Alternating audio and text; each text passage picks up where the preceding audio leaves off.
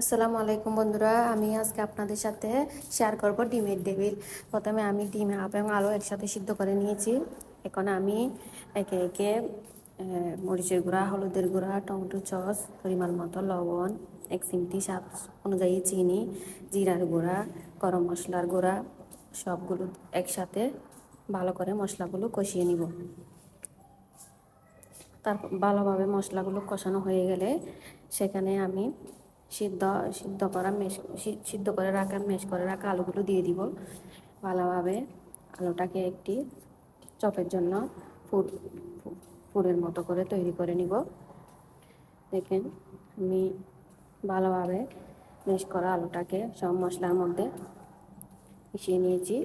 এখন আমি হাতে একটু তেল মেখে নিব, যাতে চপগুলো বানানোর সময়, ডিমের টেবিলগুলো বানানোর সময় হাতে লেগে না যায়। আমি ডিমের শেপ আকারে করে নিব টেবিলগুলো। দেখেন, আমি আপনাদের দেখাচ্ছি, একদম ডিমের শেপ আকারে করে নিচ্ছি। আমি একে একে আপনাদেরকে কয়েকটা করে দেখাবো। ভিতরে আমি দেখেন ডিমও দিয়ে দিচ্ছি।